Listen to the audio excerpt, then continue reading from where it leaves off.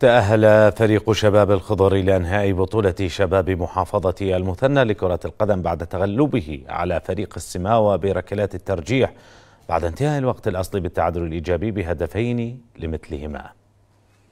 ضيف شباب السماوة على ملعبه الأولمبي شباب الخضر ضمن بطولة الشباب لأندية محافظة المثنى والتي أقامها الاتحاد العراقي لكرة القدم. شوط المباراة الأول تبادل الفريقان الهجمات أملا في تحقيق هدف سبق، والذي تحقق لنادي شباب السماوة في الدقيقة الخامسة عن طريق اللاعب حيدر رزاق، وبعدها بدقائق سجل اللاعب الخضر سجاد غالي هدف التعادل لينتهي الشوط بالتعادل الإيجابي.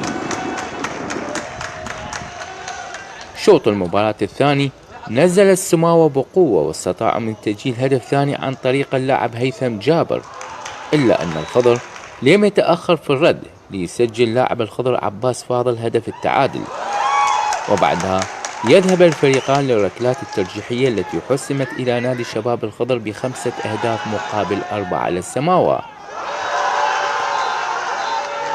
اللعبة شبه نهائي بين فريق السماوة ونادي الخضر، وتأهل فريق نادي الخضر بالنتيجة بركلات الترجيح. إن شاء الله احنا عندنا بعد مباراة شبه نهائي، إن شاء الله نعوضهم ونقدر نصعد للنهائي. لاعبين ما قصر، كادر التدريب ما قصر. شكرا للاتحاد الفرعي لكرة القدم أستاذ مالح، الولد حكام المباراة ما قصروا. الحمد لله والشكر صعدنا إلى مباراة النهائية بعد خوض 3 مباريات بصعوبة، كل لعبة مباراة نهائي جاي جديدة ونقدم بها الحمد لله والشكر، إن شاء الله نرفع مدينتنا عاليا. بهذا الفوز يتأهل نادي شباب الخضر إلى نهائيات بطولة المحافظة. لقناة العراقية الرياضية، فارس الوهامي، المثنى. حقق اللاعب العراقي محمد